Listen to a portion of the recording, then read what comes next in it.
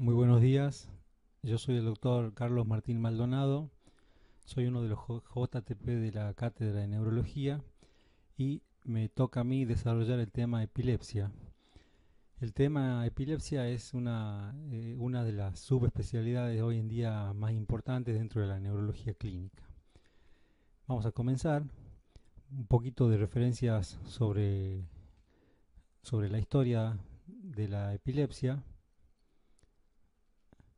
Es una enfermedad que se conoce desde épocas muy remotas. La historia refleja en gran medida la evolución de la medicina y de la noción que los pueblos tenían de ella. De hecho, hay relatos desde Egipto, desde 3000 años antes de Cristo, donde la llamaban enfermedad misteriosa, enfermedad divina, porque decían que era una especie de castigo enviado por los dioses. Hay relatos en los libros de historia de la medicina en Babilonia, en 1700 a.C., el famoso Código de Hammurabi. En él había disposiciones sobre enfermedades y había un artículo en especial que preveía la devolución del dinero si alguien compraba un esclavo y ese tenía convulsiones antes del mes de comprado. Como conocemos, múltiples relatos de la Biblia que hablan en varios pasajes sobre posesiones o posesiones demoníacas. De ahí aparece el término demoníacus en la Biblia sobre personas que muy probablemente tenían este tipo de patologías. De hecho, hay varias citas que hablan incluso cuando Jesús saca los demonios en algunas personas, por ejemplo en San Marcos. Entonces, una persona que tenía ataques desde la infancia. Entonces, por eso los científicos relacionan ese tipo de narraciones con pacientes con epilepsia. En Grecia, otra vez, se hablaba de enfermedad sagrada, que era una forma de comunicarse de los dioses con los hombres. Bueno, todas las concepciones que la gente tenía sobre esta patología.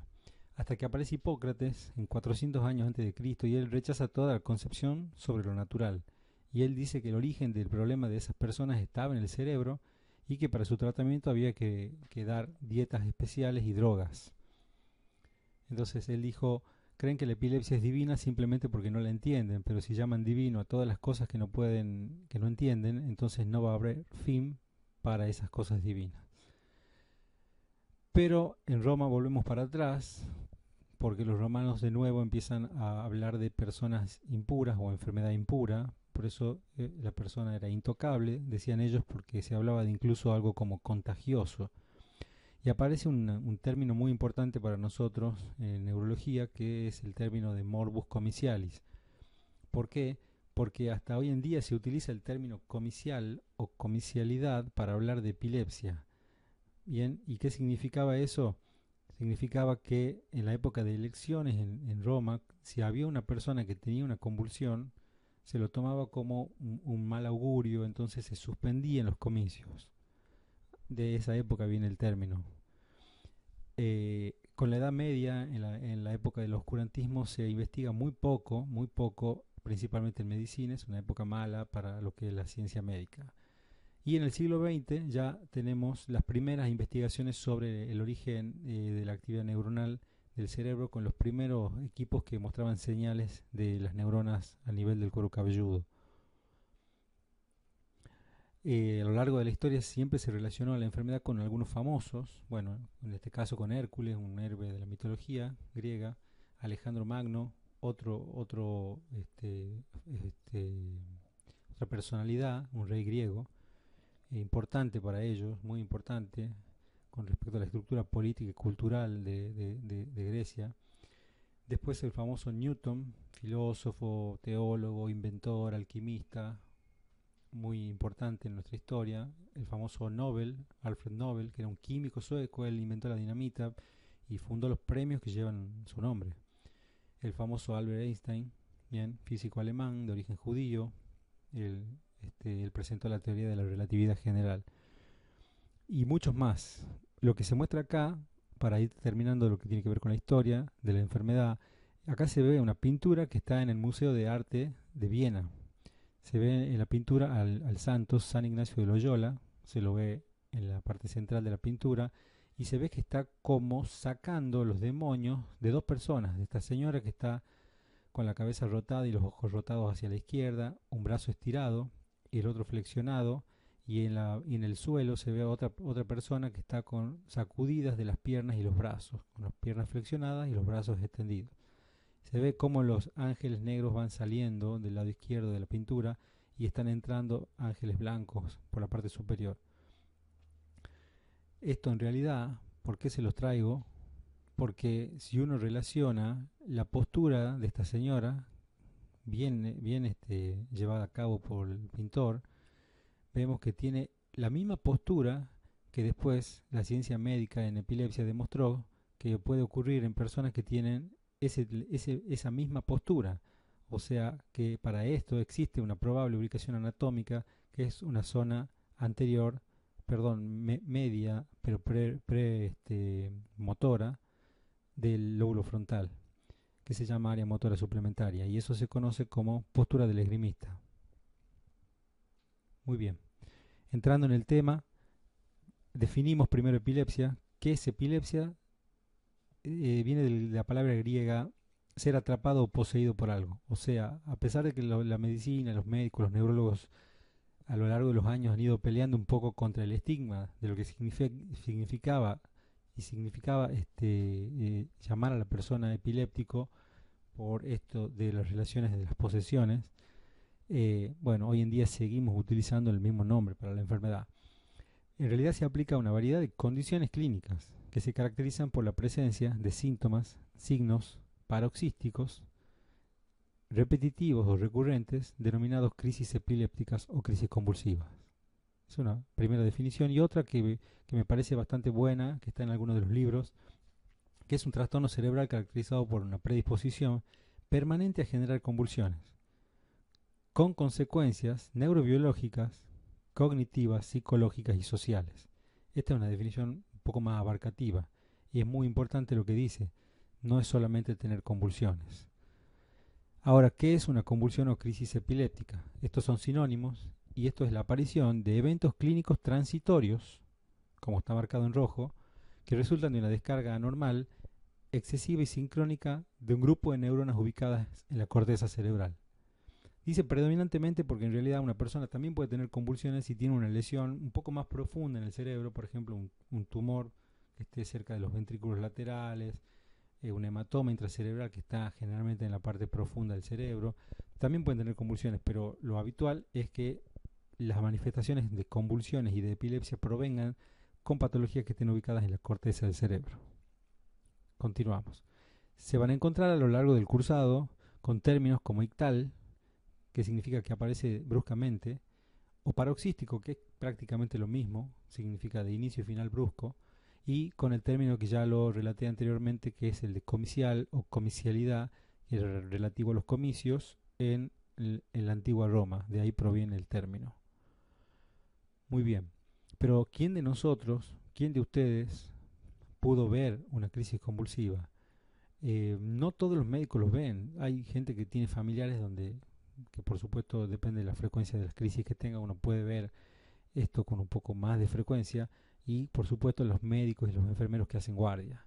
Pero muchas veces los médicos que hacen solo consultorio a veces no se encuentran con estos pacientes. Bueno, acá tenemos por ejemplo toda una familia con convulsiones. Continuamos.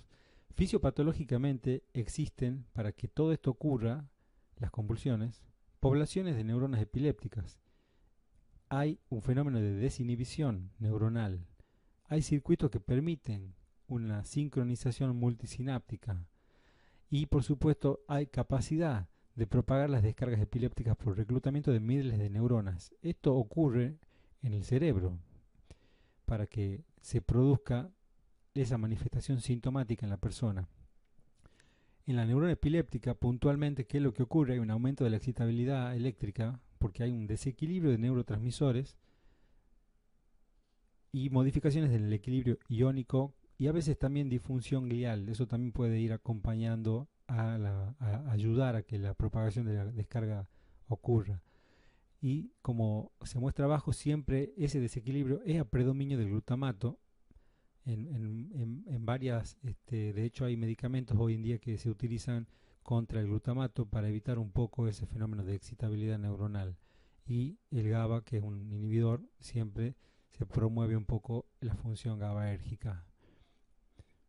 Continuando, en la epidemiología de la enfermedad, tenemos que saber que tiene una incidencia de 0.5%. Uno cada 200 habitantes tiene epilepsia, es la forma de presentación de lo que se llama incidencia. Y esto es predominantemente en los extremos de la vida. Bien, o como se ve en el cuadrito de la derecha, donde en el neonato hay un predominio importante de la enfermedad y después va descendiendo en etapas de la niñez, en el adulto joven, hasta que en el adulto mayor y en el anciano vuelve a ser un pico de incidencia, por las patologías, por supuesto, ya propias de la edad. Entonces, vamos marcando otras cosas. Primero, que es una situación crónica, o sea, es una enfermedad crónica, una situación crónica que se puede deber a muchas cosas. Y acá aparece una primera clasificación. Una clasificación que habla de una forma sintomática de epilepsia que se debe a cuando hablamos de alteraciones estructurales, por ejemplo, un traumatismo de cráneo, un tumor cerebral, como productor de la epilepsia. O probablemente sintomáticos. Significa esto, le llamamos criptogénico. Es cuando nosotros creemos que hay un daño en el cerebro, pero no lo podemos ver a veces con los estudios que utilizamos para el diagnóstico. Y por último, idiopáticos, se le llamaban, todavía se lo sigue usando el término, pero ya se utiliza en una clasificación más vieja, y a esto le llamábamos que eran probablemente genéticos. Hoy en día se han detectado muchísimos nuevos genes productores de epilepsia o de familias con epilepsia, entonces hoy sabemos que predominantemente las causas son de origen genético, como dice el cuadrito este. Entonces, etiológicamente, tenemos condiciones heredofamiliares o genéticas que son la causa principal de epilepsia. Pero después podemos tener todas las secundarias. Por ejemplo, un defecto del desarrollo del cerebro, como se ve acá en la foto de la derecha, la foto superior, donde vemos que en la sustancia blanca hay entrometida sustancia gris. Esto se llama heterotopía cortical. Entonces, hay sustancia gris en un lugar donde no tiene que estar. Además se ve claramente que hay una malformación del ventrículo lateral, hay más sustancia gris heterotópica acá arriba. Eso es malformación del sistema nervioso. Hay infecciones intrauterinas como causas de epilepsia, como rubiola, citomegalovirus, etc. Traumas de cráneo, traumas obstétricos, la anoxia cerebral, los traumas que lo vuelvo a nombrar. Y acá tenemos un dibujo, una tomografía que evidencia un hematoma biconvexo, y esto se llamaba hematoma extradural. Eso lo ven en la clase de trauma de cráneo. Otra causa de epilepsia, todas secundarias. Más infecciones, meningitis, encefalitis. Acá vemos el ejemplo de la infección grave del cerebro con agrandamiento de las cavidades cerebrales y una estructura ovoidea con refuerzo en su pared, que es un absceso cerebral, producido por supuesto por una causa, por una meningitis bacteriana. Tenemos como otras causas los tumores del sistema nervioso, trastornos nutricionales, a veces hipovitaminosis, metabólicos como una hipoglucemia, hidroelectrolíticos como una hiponatremia pueden producir convulsiones, algunos factores endocrinos, tóxicos como el alcohol, las drogas por supuesto, pueden dar epilepsia, los accidentes cerebrovasculares, como muestra la foto inferior, un accidente cerebrovascular en todo el territorio de la arteria cerebral media derecha y también del lado opuesto en la parte posterior de la cerebral media. Y trastornos degenerativos también lo puse, que es otra causa menos frecuente, pero hay pacientes con Alzheimer o síndrome de Down, que son patologías degenerativas que producen epilepsia, que pueden llevar a una epilepsia. Muy bien. Continuando, una clasificación que no pueden dejar de saber es la que divide en forma la clasificación clínica, divide las convulsiones en parciales y generalizadas. Parciales es cuando el origen está en una zona determinada del cerebro y se dividen a su vez en simples y complejas, o simples que evolucionan a complejas, y las generalizadas no convulsivas y convulsivas. Entonces, haciendo un pequeño repaso, en esta tabla 1, esta es la clasificación anterior, donde hablaba de idiopáticos, sintomáticos y criptogénicos. Esto sería relacionado un poco a la localización, y hablando un poco de las formas parciales o focales de epilepsia. Un ejemplo de idiopática es la epilepsia benigna de la infancia con puntas centrotemporales, que ven mucho los neurólogos infantiles. Con respecto a las crisis generalizadas, las idiopáticas, dice, son las que uno sospecha que tienen un origen genético, por ejemplo, la ausencia infantil, para poner algún ejemplo. También la ausencia juvenil, la mioclónica juvenil, son de origen idiopático, o sea, creemos que hay una fuerte carga genética en ellas. Después están las criptogénicas o sintomáticas, dice acá, cuando ya hay un daño, un muy probable daño en el cerebro, por ejemplo las encefalopatías como el síndrome de West. Estos son ejemplos que por ahí saber el detalle fino de algunas de ellas no va a ser que se le va a preguntar sobre el detalle de estas patologías, pero sí de las más importantes tienen que leerlas porque alguna pregunta de esas surge en el examen. Muy bien. Después hay epilepsias de localizaciones indeterminadas, que significa que a veces uno puede tener un paciente que tenga convulsiones tanto focales como generalizadas. Y después síndromes especiales como lo que ocurre con las convulsiones febriles, que no son epilepsia, son una entidad aparte y se llaman solamente convulsiones febriles. En la nueva clasificación, que está acá en la tabla 2, de hecho, las crisis febriles son entidades, como dice al final del cuadro, con crisis epilépticas no diagnosticadas como epilepsia. Entonces, son solo crisis aisladas, no epilepsia, pero los demás sí. Entonces, acá hay síndromes electroclínicos. ¿Por qué? Es muy difícil clasificar epilepsia porque tiene muchas características distintivas. Hay pacientes que se caracterizan por un tipo de crisis y un electroencefalograma típico. Y otras que no se puede poner esa delimitación en cada síndrome. Entonces se utiliza una clasificación un poco más abierta como esta. Entonces hay síndromes electroclínicos que uno puede caracterizar. Por ejemplo, el síndrome de West. ¿Por qué? Porque se da en una edad determinada, en la lactancia, y tiene características. Son convulsiones, espasmos de inflexión se llaman. Y además van acompañadas de un electroencefalograma típico. Por eso es que se puede catalogar como síndrome electroclínico. La otra sería, por ejemplo, un Lennox-Gastaut o una epilepsia con ausencia infantil. ¿Qué significa eso? Tiene una convulsión típica, un electroencefalograma típico. Entonces se puede asociar y hacer un diagnóstico y con eso un pronóstico. Hay constelaciones distintivas, significa son epilepsias muy características y muy puntuales en su producción, como la epilepsia del lóbulo temporal mesial, que tiene unas características claras también, donde hay discusión sobre la carga genética, pero esta se caracteriza porque tiene un muy buen pronóstico con la cirugía de epilepsia. El síndrome de Rasmussen es otra entidad más o menos nueva, que es una forma de epilepsia de origen autoinmune, también con sus características propias, por eso entra dentro de una constelación especial o distintiva. Muy bien, estos serían parte de lo que es la clasificación nueva de epilepsia. No se pregunta esto en detalle, pero sí se los leo porque acá entran algunos nombres que son importantes de conocer y leer del libro después.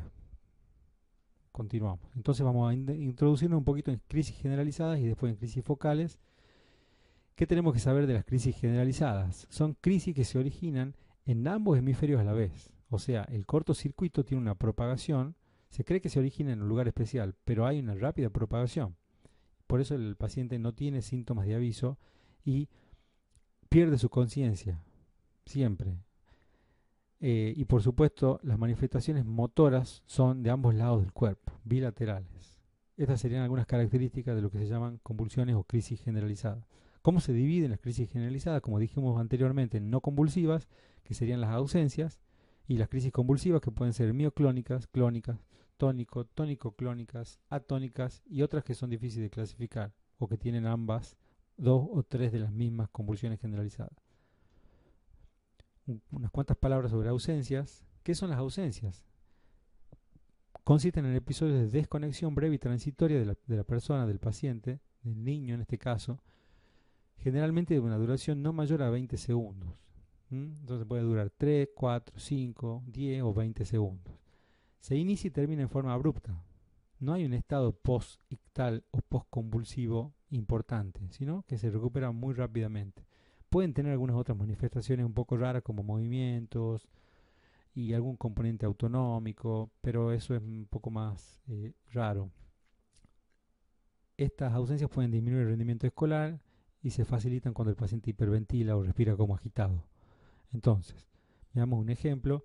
Acá tenemos un chiquito que está respirando como agitado y de pronto queda quieto, con la mirada perdida, a veces con la mirada fija, de varios segundos de duración, hasta que abre los ojos de nuevo, cambia el semblante, sonríe, lo llaman y contesta. Eso es una pausa y por eso se le llama no convulsiva, en realidad, porque no hay movimiento, sino un paciente que queda tildado. Acá tenemos otro ejemplo. Veamos qué ocurre acá. Esta chica está durmiendo y de pronto aparecen sacudidas que involucran 4 miembros, ambos brazos y ambas piernas, que provoca en ella un sueño muy incómodo porque se despierta muchas veces. Bien, entonces hay un componente motor en una crisis que abarca todo el cuerpo. Eso se conoce como crisis mioclónicas. Son contracciones bruscas, breves, arrítmicas, generalizadas o no, a veces pueden limitarse un poco más al tronco o a las extremidades. Sacudidas musculares pueden provocar caídas, o sea, una persona que tiene esto puede ir caminando y caerse. De hecho, los chicos jóvenes se caen a la mañana en la casa cuando van al baño, es común eso, y se golpean. Pero es una caída sin pérdida de conocimiento. No suelen comprometer la conciencia, como dice acá. Entonces, dentro de las generalizadas, las mioclonías, serían la excepción de la regla, por lo cual pueden ocurrir con o sin pérdida de la conciencia. Continuamos. Acá tenemos otro ejemplo. Una chiquita, una niña, se ve que está con un casco en la cabeza. Está con un casco en la cabeza por eso, porque tiene crisis donde ella afloja su cuerpo y se cae. Entonces, vamos a verlo de nuevo. Y se cae. Entonces, eso se conoce como una pérdida transitoria del tono muscular y una caída. Entonces, es la famosa crisis atónica, propio de un síndrome grave que se llama Lennox-Gastaut. Resulta de una brusca pérdida del tono postural de breve duración, pero a veces solamente en vez de caerse todo el cuerpo se cae solo la cabeza. Eso se conoce como caída cefálica. Otra característica es la rápida recuperación, claramente como se ve en el video de la niña. Continuando, las crisis clónicas se ven en neonatos, en niños frecuentemente, pierden la conciencia, como todas las generalizadas. Las sacudidas son sacudidas del cuerpo bilaterales de minutos de duración, generalmente sincrónicas, durante toda la crisis. La fase posictal va a depender de la duración de la crisis. Cuando la crisis es corta, la fase posictal puede durar muy poquito, significa que la confusión que tiene la persona después de una convulsión suele ser breve, pero si fue larga la convulsión, la confusión, el dolor de cabeza, el mareo posterior a la convulsión va a ser un poco más prolongado.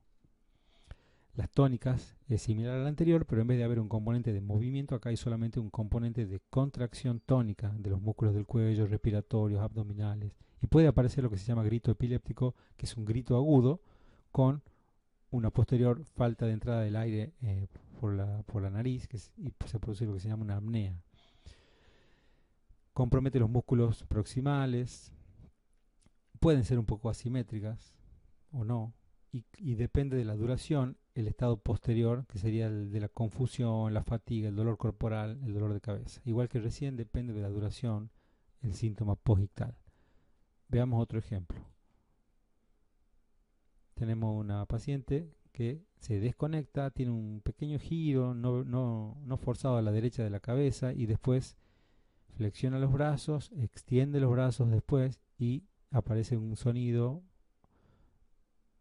un componente tónico que está en extensión continua de los brazos, y después a eso le sigue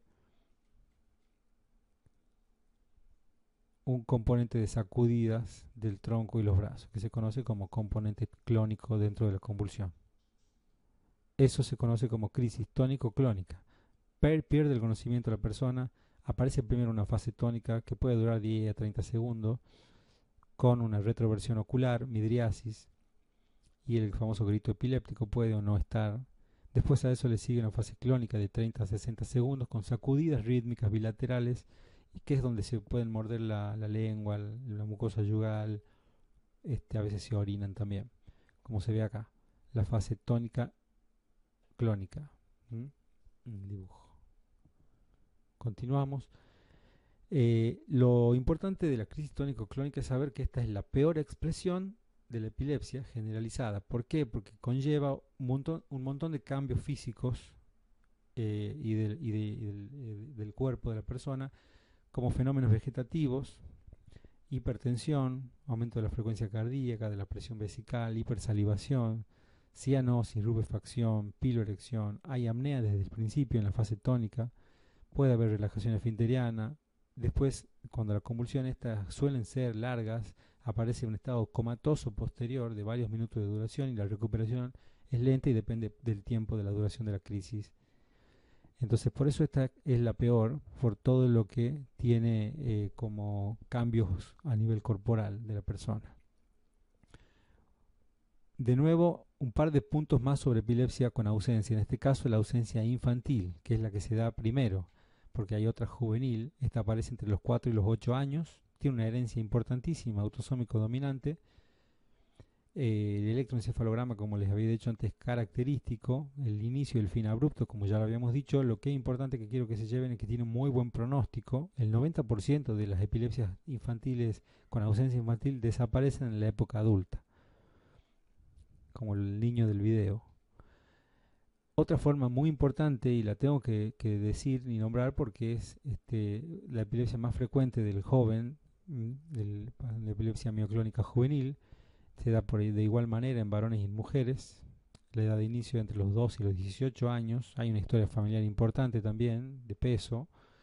El tipo de crisis, acá hay algo importante, que aparte de tener mioclonías, en el 100% de los pacientes pueden además tener otras convulsiones como las tónico-clónicos generalizadas, las crisis de ausencia. Estas son de predominio matutino, por eso yo les daba el ejemplo de que a la mañana a los pacientes se les caen las cosas de las manos, se les cae el cepillo de dientes, se caen en el baño a veces, se les cae la taza de café, etcétera. Pueden ser desencadenadas por la fotoestimulación. Son pocas las epilepsias fotosensibles, la mioclónica sería una de ellas. El alcohol y la privación de sueño son factores desencadenantes. Esta también, así como la que hemos visto recién, la epilepsia con ausencias, tiene muy buen pronóstico, pero con tratamiento. Si uno saca los tratamientos de esta epilepsia, puede recaer el paciente por más que hayan pasado años sin tratamiento. Una forma de epilepsia grave del lactante, lo tengo que contar, está en los libros también, pero para que le estoy remarcando las que uno a veces hace referencia o puede llegar a preguntar en un examen. El síndrome de West es una epilepsia, una encefalopatía epiléptica grave en el lactante. De entre los 3 y los 7 meses puede aparecer. Puede ser sintomática principalmente, pero también puede ser idiopática. Se caracteriza, como les había dicho antes, por espasmos en flexión y menos frecuentes en extensión. Frecuentemente al despertar del niño se sigue de un llanto y después queda somnoliento. Lo malo que tiene esto es una detención del desarrollo psicomotriz. Y era un síndrome electroclínico porque tiene un electroencefalograma característico que se conoce como ipsarritmia. Es equivalente a una fibrilación auricular en un electrocardiograma. Pasamos a crisis parciales. Las crisis parciales, también llamadas crisis focales o locales, se caracterizaban porque se originaba el cortocircuito en una zona determinada del cerebro. Estas crisis suelen ir precedidas del aura o del aviso, y las crisis se dividen en parciales simples cuando preservan la conciencia de los pacientes o parciales complejas cuando pierden la conciencia desde el inicio. El fenómeno de aura, ¿qué es? Son fenómenos sensitivos sensoriales referidos por los pacientes. Ellos sienten y cuentan lo que les pasa antes de una convulsión. Por supuesto que va a depender de qué región viene el cortocircuito para tener el síntoma determinado. Ocurren al inicio de la crisis de breve duración y el paciente las puede describir. Entonces, ¿qué serán las auras? Podemos tener sensaciones de tipo sensoriales o sensitivas, visuales, podemos sentir sonidos, sentir algunos olores, presentir algún gusto especial, siempre el mismo gusto antes de la crisis, tener manifestaciones autonómicas como hipotensión, sudoración, palidez y algunos cambios raros que se llaman experienciales. Vamos a verlo ahora a continuación. Entonces, las crisis parciales simples, que sería la convulsión en sí, después del aura, también se dividen en motoras, sensitivas, autonómicas, psíquicas. Es prácticamente lo mismo que que las auras. Acá puse 4 nada más, pero son todas las formas que uno puede tener con respecto también a las sensaciones de tipo sensoriales. Acá vamos a ver un ejemplo. ¿Qué ocurre en este caso, en este paciente? El paciente está haciéndose un estudio, están tratando de pescar convulsiones para catalogarlas y entenderlas mejor. Y él tiene una sensación de que le viene una convulsión. Ahora me va a venir, dice. La técnica y la médica le preguntan qué es lo que sentís ahora. Y él dice una sensación en la boca del lado derecho. Y después aparece esto que es un movimiento de la comisura de la boca y del pómulo del lado derecho, que él no puede controlar. Bien, entonces, ¿qué es lo que acabamos de ver? Es una manifestación motora parcial, porque ocurre en una zona determinada del cuerpo de la persona y de origen de tipo motora, ¿verdad? Entonces, ¿qué es lo que pensamos nosotros cuando vemos un paciente que tiene ese tipo de manifestaciones? ¿Dónde iríamos a buscar eso? Y bueno, por supuesto, en la corteza del cerebro, si estamos hablando de epilepsia, y buscar en el lugar donde está representada la boca, en este caso del paciente, la comisura, la boca, los labios, etcétera, para pensar si esto probablemente puede haber venido de la representación cortical, sería del homúnculo de Penfield motor. Entonces, también tenemos otras áreas motoras que también nos pueden dar problemas con manifestaciones motoras, como la chiquita de la foto del principio, bien, donde sabíamos que esto está por delante del homúnculo, significa el área motora suplementaria está por delante del área premotora o prerolándica. Entonces las convulsiones son un poquito diferentes. Ven la forma de la chiquita y han visto recién lo que hacía el paciente con el movimiento clónico de la boca. Entonces, si esa convulsión de la boca toma el área, toma la mano o la pierna o ambas cosas y la boca, se conoce como crisis jacksoniana. Se puso este nombre por el autor que la describió, Hewlett Jackson, y eso entonces corresponde a una crisis del área motora primaria, homúnculo motor. Muy bien. La foto de la chiquita corresponde a área motora suplementaria o premotora también se conoce, y también hay otras formas de convulsiones del lóbulo frontal, porque se imaginan el tamaño del lóbulo frontal, tenemos crisis polares, crisis frontovasales, que son un poco diferentes y muy difícil de, de ubicar a veces. Continuando, pasamos a otras formas de crisis parciales simples, que serían las crisis somatosensoriales. Dentro de ella, por supuesto, tenemos crisis que van a ser sensitivas, dependen si vienen del área motora primaria, del área sensitiva primaria o secundaria. En el caso, ¿a qué le llamamos área sensitiva primaria? Bien, en este caso los pacientes cuentan cosas como parestesia, sensaciones de frío, calor, bien, pero si vienen un poco del área sensitiva secundaria, ya es un poquito más compleja la percepción del paciente, donde hay sensaciones de falso movimiento, como que se mueve un brazo solo, ausencia de un miembro, o del tamaño de un miembro, de la percepción del tamaño de un miembro. Lo mismo ocurre con las crisis de tipo visuales. ¿Qué cuentan los pacientes? Y por supuesto, ¿qué van a contar? Síntomas visuales. El área visual primaria van a contar especies de alucinaciones muy poquito estructuradas, como fosfenos, destellos, pero si vienen del área secundaria de la visión, ya son un poco más complejos, como macropsias, metamorfopsias, etcétera. Crisis auditivas podemos tener, por supuesto. ¿Dónde están las crisis auditivas? Proceden del área auditiva, o sea, corteza lateral del lóbulo temporal. Crisis gustativas, ¿de dónde? Del lóbulo de la ínsula, que es el lóbulo que está marcado acá, esa estructura arcaica del cerebro, ¿bien? Que queda por dentro de los labios del lóbulo frontoparietal y del temporal. Y son pacientes que tienen síntomas, por ejemplo, trastornos gustativos antes o durante una convulsión. Lo mismo que las crisis olfatorias provienen de la base del frontal y también de estructuras como la amígdala y a veces de la ínsula. Todas esas percepciones se llaman de corta duración, son crisis convulsivas de tipo somatosensoriales. También podemos tener convulsiones de tipo autonómicas.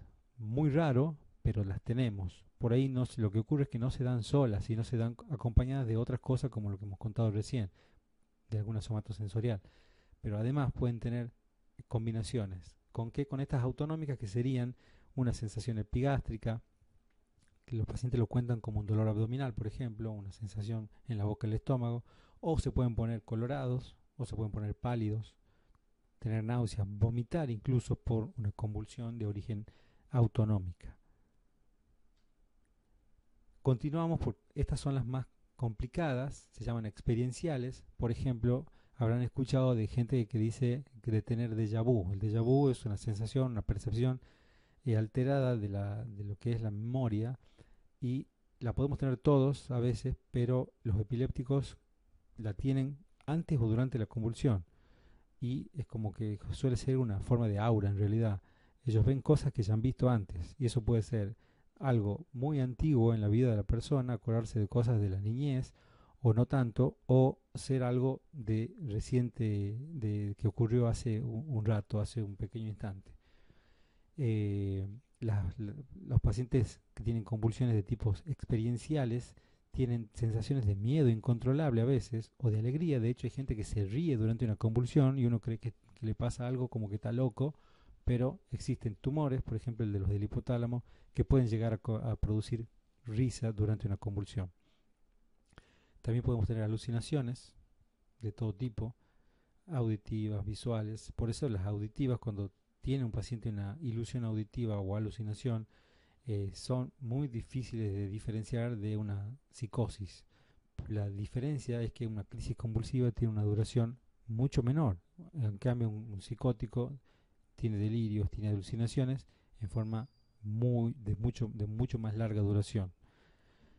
Muy bien. Y cosas raras como crisis cognitiva les llamamos a sensaciones donde los pacientes tienen una percepción de irrealidad o dicen que su cuerpo no es su cuerpo. Se conoce como despersonalización. Entonces todo esto plantea claramente una dificultad diagnóstica, principalmente para diferenciarla de crisis que se llaman no epilépticas o crisis somatomorfas o psicogénicas. Acá vemos otro ejemplo.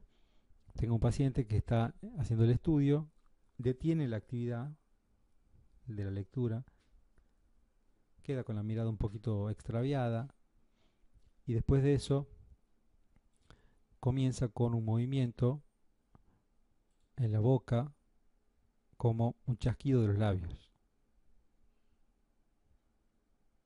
Lo llaman y no contesta. Después de un periodo determinado, le empiezan a mostrar imágenes, se llama test de Boston, para que él diga lo que ve.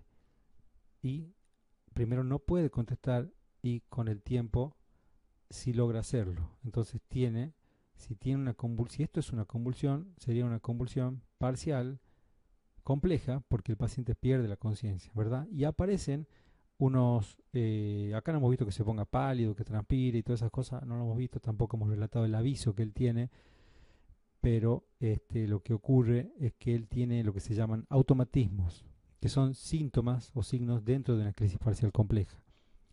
¿Qué son los automatismos? Son actividad involuntaria que aparece durante la crisis, motora generalmente, como los movimientos oroalimentarios. En el caso de este paciente tenía un chupeteo o un chasquido, digamos, de labios, pero también pueden hacer movimientos como masticación. Y de las manos son muy importantes. Hay muchos pacientes que tienen automatismos manuales, luego los vemos en otro video, con movimientos repetitivos de las manos, a veces de los dedos. Y a veces hay gente que verbaliza y que dice cosas durante la convulsión. ¿Cuál es la importancia de los automatismos? Que se ubican en el 90% de las convulsiones parciales. Pues son muy frecuentes, principalmente en el lóbulo temporal. Entonces, dos palabras sobre el lóbulo frontal y lóbulo temporal, porque son las epilepsias más importantes que tenemos de tipo focal. Entonces, es la segunda en frecuencia después de la epilepsia focal del lóbulo temporal. Son crisis breves, pueden ocurrir en clúster, significa continuas varias veces, varias seguidas. Tienen una muy rápida recuperación de la conciencia, pueden generalizarse, tomar ambas partes del cuerpo significa. Los síntomas motores, por supuesto, son los más frecuentes porque estamos hablando del lóbulo frontal, como vemos en los dibujitos al lado. Este paciente, el de la derecha, está teniendo una crisis jacksoniana de la boca y del brazo, y la chiquita de abajo la postura de esgrimista del área motora suplementaria. Entonces, pueden haber movimientos bastante groseros que se llaman automatismos hipermotores. Bien, entonces, de nuevo aparece la clasificación de las motoras, las del área motora suplementaria, y después otras formas como las basales y las polares. Esto no es para que sepan de memoria, esto es para que aprendamos a relacionar. Lóbulo frontal que tenemos área motora motora precentral. Y por supuesto tenemos el lóbulo, el pie de la tercera circunvolución frontal, donde se ubica el área de Broca, por lo tanto también podemos tener afasia durante una crisis frontal. Entonces, viendo otro ejemplo, la paciente estaba durmiendo, se despierta y emite un sonido y una flexión de los brazos a predominio izquierda.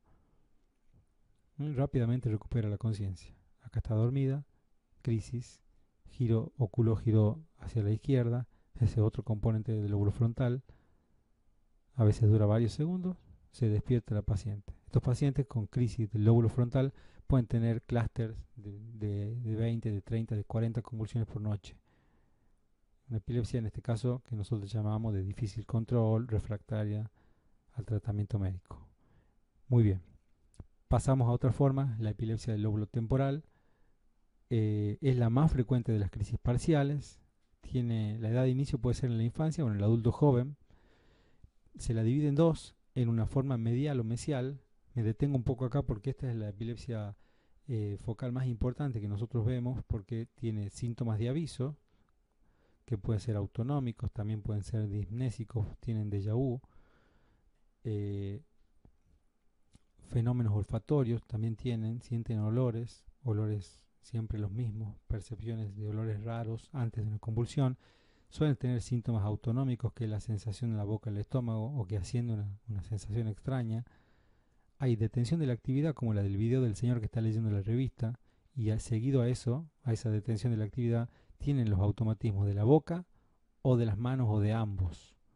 Muy bien. Ese es el ejemplo más importante. Esa forma de epilepsia es la que mejor pronóstico tiene con el tratamiento quirúrgico. Por eso es tan importante, porque puede ser de muy difícil control, pero a la vez, si en manos expertas se puede llegar a detectar la posibilidad de la indicación de una cirugía y el paciente puede andar muy bien. Por otro lado, la epilepsia lateral del lóbulo temporal o cortical, ¿bien? Donde ahí aparecen ilusiones, alucinaciones por supuesto auditiva, porque está el área auditiva, primaria y secundaria, y también pueden haber ilusiones visuales, porque acuérdense que el lóbulo temporal es un asiento del área de la vía visual, y por supuesto trastornos del lenguaje en el caso del área de Wernicke.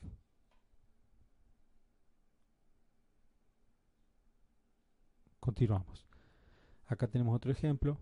Esta paciente rompe el contacto con el medio, o sea, pierde su conciencia, mira extraviado y empieza con movimientos repetitivos con la mano izquierda. El técnico la evalúa, le muestra cosas, la llama y ella no lo mira y no le contesta. Le da órdenes simples, levanta el brazo y ella no contesta. Le muestra figuras y ella no puede ni siquiera mirarlas, las figuras. Después de un rato las puede mirar, las señala, pero está con una imposibilidad de decir lo que es. Bien, entonces eso nos da una pequeña idea. Si la paciente, de la localización de esto, si ella recupera parcialmente la conciencia pero no puede nominar o no puede hablar, muy probablemente se esté debiendo a que hay una falla en el lenguaje. Por lo tanto, estaríamos hablando de un hemisferio dominante, un hemisferio izquierdo, como origen de la epilepsia de esta señora. Pasa un tiempo y ya puede nominar. Muy bien, entonces eso es lo que nosotros llamamos automatismo motor, en este caso de la mano. Otra forma de epilepsia, como el señor que estaba leyendo la revista. ¿Bien? Nada más que el señor tenía automatismos orales, acá tenemos automatismos manuales. Es otra forma de epilepsia del lóbulo temporal, muy importante. ¿Cómo diagnosticamos nosotros la epilepsia? Entonces ahora hemos terminado la parte clínica y ahora necesito saber cómo hago el diagnóstico. El diagnóstico, por supuesto, con un buen interrogatorio y aprendiendo un poco sobre semiología de las crisis. Un examen clínico me puede ayudar, porque si tengo un paciente con una ACV que está haciendo convulsiones, probablemente las convulsiones vengan del lado de la lesión de la persona, o un chico con parálisis cerebral igualmente. O sea, me sirve mucho evaluar a veces porque me orienta un poco mejor. Un laboratorio es importante por todo lo que hemos dicho, porque podemos tener pacientes que tengan trastornos metabólicos o hidroelectrolíticos y tener convulsiones, por ejemplo, un diabético que le bajó la glucemia. El electroencefalograma es el pilar en el diagnóstico de esto, porque como les decía, la mayoría de los pacientes tienen epilepsias que son idiopáticas, o sea, de probable origen genético, y las resonancias van a ser normales. Entonces no vamos a tener una imagen patológica. Entonces, como herramienta importante nos va a quedar el electro, que es el que va a detectar la falla eléctrica en la corteza del cerebro. Enseguida lo vemos cómo. El video es un pilar muy importante, principalmente para evaluar pacientes que van a cirugía de epilepsia, y la resonancia, por supuesto, es la vedette actualmente, porque las resonancias han mejorado mucho la calidad. Entonces, el electroencefalograma es útil en el diagnóstico de epilepsia para demostrar lo que llamamos actividad epileptiforme. ¿Qué es el electroencefalograma? Es un estudio que utiliza electrodos colocados en la corteza del cerebro, como se ve en el esquema superior, y capta una actividad de una población neuronal muy grande de la corteza del cerebro, y a eso lo traduce en un equipo que va haciendo todos estos pasos de señales analógicas a señales eléctricas, hoy en día con la computación, para que nosotros podamos ver la actividad del potencial neuronal como una deflexión negativa positiva en la pantalla. Todo eso se suma para poder ver como una onda cerebral, como la vamos a ver enseguidita. Entonces, ¿qué más saber del electroencefalograma? Nos puede ayudar a decir qué síndrome epiléptico es. Claro, habíamos visto que el síndrome de West tiene un electrotípico, la epilepsia miclónica juvenil también lo tiene, la ausencia infantil y juvenil también lo tienen, entonces nos ayuda para eso. Pero un electro normal no excluye el diagnóstico de epilepsia. O sea, podemos tener epilepsia a pesar de tener electroencefalogramas normales. Para eso lo que hacemos, para mejorar el rédito del método complementario, es utilizamos técnicas de activación. O sea, hacemos que respiren como agitado, o que vengan con sueño y los privamos de sueño, que duerman poco o nada durante la noche anterior. Y a veces se utiliza la lámpara, que es una lámpara especial con una luz estroboscópica que ilumina las retinas, o sea, los ojos, donde llega el estímulo a las retinas, por supuesto, para desencadenar cambios en el electroencefalograma en pacientes que, por supuesto, tienen epilepsia de este tipo, que se llaman fotosensibles, que son pocas. Pero ¿cómo mejoramos más el rédito del electro? A través de esto, electroencefalograma prolongado, de esa forma. ¿Por qué? Porque cuanto más largo es, más posibilidades de encontrar la falla eléctrica tenemos. Nos sirve también para elegir un tratamiento, porque si nos ayuda para el síndrome, nos va a ayudar para elegir un tratamiento y para dar un pronóstico, por supuesto. ¿Bien? Pronóstico de hasta cuándo mi hijo va a tener epilepsia, por qué la tiene, qué chance de mejorar, qué chance de curarse tiene, etcétera. Entonces, así vemos el electroencefalograma. Son potenciales que están acá promediados en una sola liñita, los que capta este electrodo promediado con el que está adelante, ¿bien? Y con el que está atrás, y vemos nosotros lo que es normal o anormal. Acá tenemos en la parte superior una actividad eléctrica cerebral normal, pero en la parte inferior vemos que los canales producen un destello, una actividad eléctrica con puntas y polipuntas, se llama esto, que es un grafo elemento típico de una epilepsia en un electroencefalograma. Y así nos ayudamos para el diagnóstico. Acá hay otra, una mucho menos grosera que la anterior, una pequeña espiga con una seguida de una onda lenta. Esto se llama complejo onda aguda onda lenta o espiga onda. En este caso, focal de un solo lado, de un lado del cerebro predominantemente. Con respecto a la resonancia magnética, otro pilar fundamental hoy en día. ¿Por qué es fundamental? Porque antes había muchas epilepsias que no se encontraba la causa, y hoy, gracias a la alta definición, a resonancia y equipos de alta definición, podemos ver cosas que antes no veíamos, como el caso de la figura que está, la tercera figura, que tiene en el lóbulo temporal una pequeña disminución del volumen y un brillo aumentado del lado derecho versus el lado izquierdo, y eso se conoce como esclerosis mesial, o sea, esta es la zona medial del lóbulo temporal. Se dividía, ¿se acuerdan? La epilepsia del lóbulo temporal en dos, en la cortical o lateral y en la epilepsia temporal medial o mesial. Entonces, esta cicatriz chiquita que tiene ahí es causante de una epilepsia del lóbulo temporal mesial. Lo que vemos acá en la resonancia 1 y 2 es un paciente que tiene sustancia gris que penetra hacia la sustancia blanca del cerebro. De hecho, hay un surco muy marcado que se llega hasta la profundidad del cerebro. Eso se conoce como displasia cortical o displasia transmanto, pero es una displasia cortical. Otra causa de epilepsia que con tomografía probablemente no la podríamos ver, con tomografía computada. Y por último, la última, que es más difícil, que está la flecha marcándonos, una imagen del libro, donde se ve una banda de sustancia gris debajo de la corteza. Eso es otra forma de heterotopía o displasia cortical. O sea que la resonancia nos ayuda mucho para encontrar pacientes que antes eran catalogados como idiopáticos o de causa desconocida en su epilepsia. Falta poco.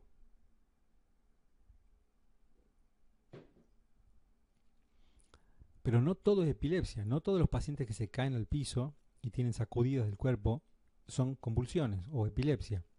Entonces, hay pacientes que pierden su conocimiento por un ataque transitorio isquémico, o por una migraña, una amnesia global, o porque tienen parasomnias, que son trastornos del sueño durante la noche, chicos que se despiertan gritando, que salen corriendo, etcétera. Los pacientes que hacen síncope es muy frecuente que vengan al neurólogo porque se han caído y se golpearon, pero con una rápida recuperación. Una hipoglucemia puede causar algo similar a una convulsión y no tener epilepsia a la persona. El vértigo y, por supuesto, un capítulo importantísimo que son las crisis no convulsivas o psicogénicas. Bien, entonces acá tenemos un paciente que está recibiendo oxígeno, está monitorizado en una cama de terapia con movimientos del cuerpo en flexo-extensión de la cabeza, del tórax, con sacudidas de la pelvis, de las piernas, con una frecuencia que va modificándose, miren, empeoró, mejoró y de pronto termina súbitamente.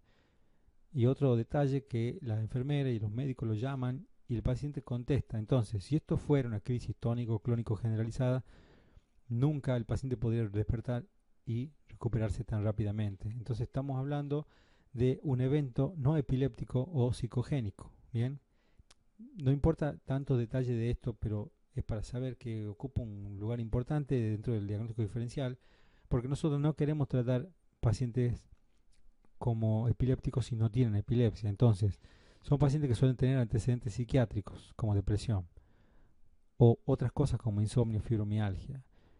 Y hay que tener cuidado porque muchos pacientes con epilepsia también tienen crisis no epilépticas. Bueno, eso es una dificultad ya en el manejo de los pacientes que tienen los médicos, los neurólogos. Muchos son derivados como epilepsias resistentes al tratamiento, o sea que no responden. Y en realidad lo que están teniendo son crisis nerviosas. Bueno, hay una prevalencia en la mujer mayor, suelen tener exámenes neurológicos normales y bueno, es fundamental el interrogatorio a la familia y al testigo.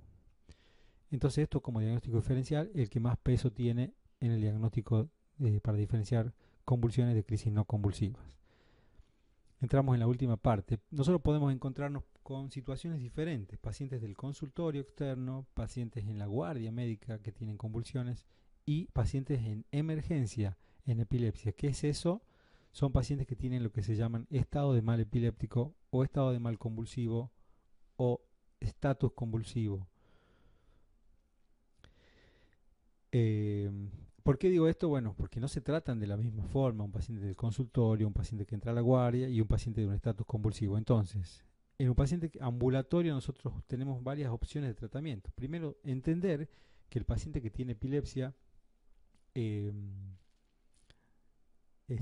un paciente al cual se le afectó la calidad de vida, que de pronto pasó a ser una persona dependiente, que de pronto tiene inseguridad para manejarse solo o incluso acompañado, un paciente inseguro, se afecta la autoestima, lo rechazan de algunos lugares, por ejemplo de un trabajo, se deprime, etcétera. Entonces hay que enfocarlo al tratamiento desde muchos puntos, biológicos, psicológicos, sociales. Entonces, tenemos el tratamiento médico, que habla fundamentalmente de la contención y además del uso de los fármacos. El quirúrgico, como les di el ejemplo de la epilepsia del lóbulo temporal, de la cual es la que tiene buen pronóstico. Y la estimulación vagal es otra forma de cirugía, pero que no toca el cerebro, sino solamente llega a estimular el nervio vago en el nivel del cuello. Por último, la dieta cetogénica, que es otra herramienta importante en el uso de terapias alternativas. Se utiliza más en el niño con epilepsia grave. Para el tratamiento, la selección de la droga depende de muchas cosas. Depende por supuesto, el tipo de epilepsia, el síndrome epiléptico y también del sexo, de la edad de la persona, todo eso. Entonces, uno trata siempre de utilizar monoterapia, o sea, se concentra en intentar mejorarle la situación de la persona utilizando un solo fármaco. En el caso de que eso no se logra, vamos a lo que se llama una politerapia racional. ¿Qué significa eso? Utilizar fármacos con mecanismos de acción que no tengan interacción farmacológica en lo posible y que sean para ese tipo de epilepsia, por ejemplo, una epilepsia focal. Entonces, ¿cómo elegimos los medicamentos? Acá la pregunta que se suele hacer en el examen es ¿qué droga utilizo como primera elección en epilepsia focal? Y la respuesta de ustedes tiene que ser carbamazepina. Pero no solo la carbamazepina se puede usar, se pueden utilizar casi todas estas que están en la lista o todas las que están en la lista. Hoy en día un poco depende de, como yo les decía recién, de la edad, del sexo, bueno, de muchas otras variantes para elegir. Pero siempre se habló de que carbamazepina es el fármaco de elección. Con respecto a la elección del fármaco en las crisis generalizadas, si se les pregunta, la elección del fármaco en primera línea es el ácido valproico o valproato cuando está formulado como sal. Pero esto también, como lo mismo que recién, depende mucho de la edad, del sexo y del síndrome epiléptico. Porque hoy en día usamos mucho la motrigina y levetiracetam. En un adulto mayor se utiliza mucho la motrigina, en una mujer lo mismo, porque el ácido valproico tiene muchos efectos indeseables. Muy bien. Pero no solo existen medidas farmacológicas, como hablábamos recién, y quirúrgicas, y psicoterapia, etcétera, sino también nosotros como médicos podemos dar medidas importantes a la familia y al paciente. Por ejemplo, nunca suspender el o los medicamentos anticonvulsivos, salvo excepcionalmente situaciones como gastritis, como que esté con una gastroenteritis la persona, con vómitos, ¿bien? Pero hay que tomar un recaudo de descansar y utilizar la medicación en horario, principalmente posterior a largas jornadas, ya sea laborales o cuando uno tiene una fiesta, etcétera, donde se va a desvelar, porque esos son factores que favorecen la producción de la convulsión. Lo mismo cuando el paciente está con fiebre o con alguna infección, una angina, una gripe, una bronquitis. También es importante que se le recomiende que se quede en casa en reposo porque puede facilitar la aparición de una convulsión. Hay prohibiciones que tenemos que darle a los pacientes. No pueden manejar vehículos a motor, principalmente, bueno, hablando de motos y autos, pero de una bicicleta también se puede caer, porque pone en riesgo la vida de él y también la vida de los demás. Entonces eso es una prohibición. No puede ingresar a piletas ni a ríos sin supervisión, es otra prohibición, digamos, en forma parcial eso. Y por supuesto el uso de estimulantes como drogas, café en exceso, alcohol en exceso, también debieran ser prohibiciones porque claramente desencadenan convulsiones y nos entorpecen el tratamiento. Por último, esto está en los libros y lo que yo quiero remarcar un par de cosas nada más en estado de mal epiléptico. Porque muchas veces en los exámenes no contestan bien, no tienen claro esto, ¿no? El estado de mal epiléptico es la emergencia neurológica de la epilepsia. ¿Qué es? Son crisis convulsivas que ocurren con una larga duración de 5 minutos o más de actividad convulsiva o comicial, como dice acá, continua. Pero también pueden ser 2 o más convulsiones que se repitan sin recuperación de la conciencia. Esa es la definición de estado de mal epiléptico o estatus epiléptico. ¿Por qué se produce? Bueno, por muchas de las causas que ya vimos antes, pero por ahí en forma un poquito más severa acá, en este caso. Significa, nos puede dar un paciente con epilepsia suspender las drogas. Por eso decíamos recién que no tenía que suspender las drogas. Pero una ACV nos puede dar la encefalitis, el trauma, todas las causas que vimos anteriormente, ¿no? El estatus ocurre cuando hay un daño del cerebro generalmente importante. Un tumor, etcétera, una esclerosis múltiple también que tenga un daño cortical, también lo puede hacer. Una hipoglucemia en un diabético, el consumo de cocaína, bueno, muchas cosas pueden dar un estado convulsivo prolongado. Entonces estamos hablando de cosas importantísimas, pero además de que son causas de que llevan a riesgo la vida del paciente, el mismo estatus epiléptico también. Entonces es una urgencia neurológica, lo vuelvo a remarcar, que eso es lo que les gusta a los jefes de trabajo práctico que digan en el examen, que el estatus es tal cosa y es una emergencia. Es más importante elegir un tratamiento que elegir un medicamento puntual para esto. Entonces, ¿por qué es tan importante?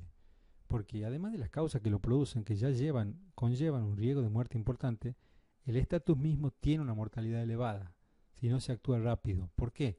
Porque el paciente se muere, porque hace muchos cambios en su medio interno y en su cuerpo. Puede tener fiebre, hipertensión arterial, arritmias cardíacas, y las arritmias dan una mortalidad importante. Hipertensión pulmonar con edema de pulmón, acidosis metabólica, acidosis tubular, necrosis muscular, insuficiencia renal aguda por la rhabdomiólisis, hiperglucemia. Bueno, es importantísimo todo lo que ocurre en el cuerpo del paciente cuando tiene un estado continuo de convulsiones. Y por eso es importante actuar rapidísimo. Entonces, ¿qué hacer en el tratamiento? Esto se divide en tiempo como está marcado en el cuadrito, así lo tienen en los libros, pero en realidad esto es muy esquemático.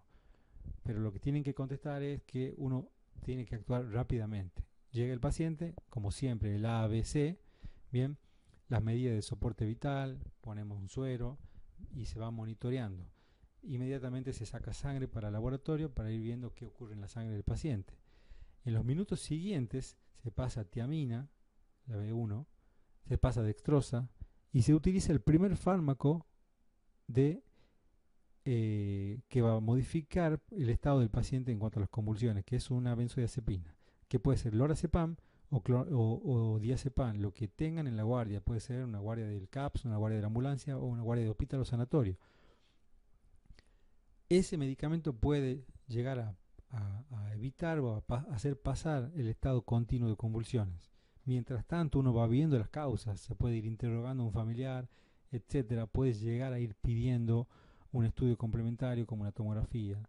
Se puede ir haciendo algún análisis toxicológico si hay un antecedente de consumo de sustancias. Bien, si el lorazepam o el diazepam no logró revertir el estado del paciente, pasamos a una segunda línea de tratamiento que es con fenitoína o fenobarbital, pero generalmente se usa fenitoína. La dosis está en todos los libros, pero es de 12 a 20 o 19 miligramos kilo peso y se pasa en solución fisiológica, no en dextrosa, a un goteo rápido. ¿Bien? Eso lo impregna al paciente de un anticonvulsivo potente como es la fenitoína y muy probablemente entre la benzodiazepina anterior y este paso el paciente pueda tener una buena evolución y pararle el estado convulsivo. Eso es lo que nosotros como médicos clínicos o neurólogos podemos hacer en una guardia médica. Después de eso, si el paciente no mejoró, no salió del estado convulsivo, ya tenemos que llamar al terapista o al anestesista en algunos hospitales que nos ayuden y utilizar drogas sedativas o anestésicas como midazolam, propofol, tiopental. Ese tratamiento ya debe ser hecho, por supuesto, pensando en intubar al paciente y pasarlo a una terapia. ¿Cómo se monitorea esto? De las dos formas. Clínicamente se ve que el paciente deje de tener convulsiones visibles y neurofisiológicamente con un electroencefalograma que debería ser continuo. Eso es muy difícil conseguir en las terapias, pero con un electron que sea de 10, de 20 minutos, de 30 minutos, donde veamos que la actividad epiléptica pero eléctrica haya cedido en el electroencefalograma para estar seguros de que el tratamiento ha sido efectivo. Bien, bueno, esto es lo que quería remarcarles, que es un apoyo de lo que ustedes van a ir leyendo de los libros, tanto del tema de epilepsia en general como en métodos complementarios y por último en tratamiento del paciente ambulatorio y del estatus convulsivo. Bueno, espero que les haya gustado y bueno, muchas gracias a todos.